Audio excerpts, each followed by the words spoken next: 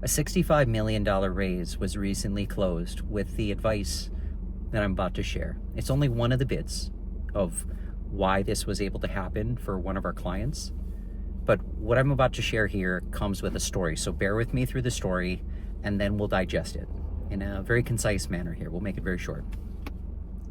So when a member of my family a long time ago was doing work in the autistic community, they ended up meeting people who really cared about those causes, who they had made plenty of money in life. They were really more interested in fun and less details. And you'll find as a bonus here that most wealthy people fall into that category because they've just had so much, honestly, BS come from people who are eating each other alive, who are undercutting deals, who are part of this rat race that they don't know any other way how to live. And when you become wealthy, like what I've experienced or the people that I work with, you end up caring more about fun, less about details, and more about really what matters, a sense of legacy across the board. I know a couple of guys and gals that are not this way, so this is not always true across the board, but that's just a side bit. So what happened is a member of my family was doing work in the autistic community, and because of that, somebody else in the family was able to find a really great job. The work that we're doing in Chicago and Cincinnati and the Twin Cities, and we're going to San Francisco, Salt Lake City, we'll probably go to Cleveland, to Raleigh. We'll be in probably 40 cities by the end of the year. And why is this working so well is because we do this community work helping people learn how to give to the right people. So you don't end up with people who, when you really need them, they aren't there for you. To how to collaborate with people so you don't get angry, you don't mistreat people, or you even sometimes unknowingly, even though you're trying to do like the best thing possible, you unknowingly treat people poorly. And I've done it many times. So team members have left, partnerships have gone poorly. We call that a leaky bucket, right? That's in your customer acquisition for a company. That's also in how you build your partnership. So it's a real positive experience for these people, how to better collaborate. And then the last one is how to handle risk, right? So we cover these three events, or these three dynamics in our events. We cover these dynamics in our events. And so what the problem is people oftentimes come for business. Well, we go out for learning. So we end up meeting people who are investors in companies, and they want us to do this work in the companies because they've seen us really helping where they actually value something for other people. Like that's absolutely incredible.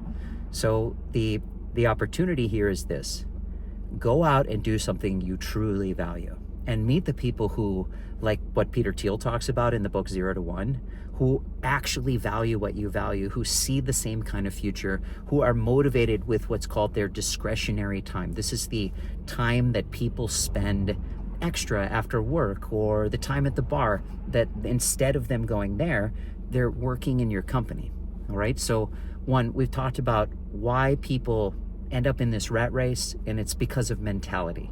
And that mindset or mentality is really improved when you learn how to give to the right people, how to collaborate, and how to handle risk. And we're not just talking like looking at deals. We're talking about a whole new view in life where instead of looking at things a certain way, and I'm not going to give that away here, you end up looking at it this way, and that is the door out, right? Fight Club said, I step backwards into the front of my cave. Yes, it's some counter-logical, more intuitive kind of work that gets you out of a logical process of always trying to sell the people through the front door, instead of naturally taking the path through the back door with people who already value your work. All right? So a $65 million raise was closed by knowing how to actually have fun with people, knowing how to give to the right people, which means giving an opportunity to invest in the company to the actual right people. And then on top of that, they know how to work together in the sense of being able to put deadlines on things and being okay with walking away, and then looking at the downside risk or handling risk properly was the other key to what they were doing. So how to close these kinds of deals is get in the place where people value what you value.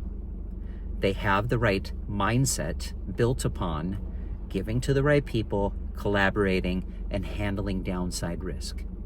Thank you so much for your time today. I mean it. It's incredibly valuable that you would spend it with me versus going and spending with your kids or people out there in the world that you value. So one, if you really like this, subscribe.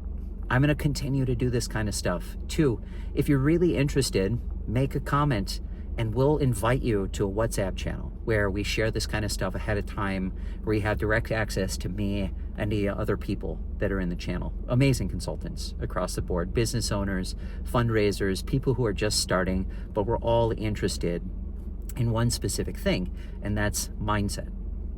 Truly, mindset gets you out of the trap of the rat race. That's just incredible. Now, it's not always the same problem with everybody. Like, people feel lost and unproductive because they don't have something to orient towards, like a heading with a boat. So when you really understand what the other side wants, what their mindset is built upon, giving, collaborating, handling downside risk, whatever the case is, and there's other dimensions to that as well, what you end up with is a healthy business deal. Now, the market and everything could change, and it doesn't always work, but at least you've handled what you can handle. And that's what you should stay focused on, not what you can't handle. There's a lot of people who are really stressed out about this. So again, major results have come from not just the community work that we do. That was one of the major things that I wanted to share. But it's a great story in the sense of people found the right people to work with, and then deals to whatever size you want will happen. And what that's sort of like is a carpenter knows how to use a saw, right? A saw. And what they could do is they could cut some boards two boards to go over a tiny river. All right, that's a certain level of responsibility. And then we could make like some tables and chairs to fill a room. That's a little bit more responsibility. And then we could build like a whole building if we wanted, or a whole town. It's the same skill across the board. It's the level of responsibility that you want to take on. That's absolutely key to this whole process.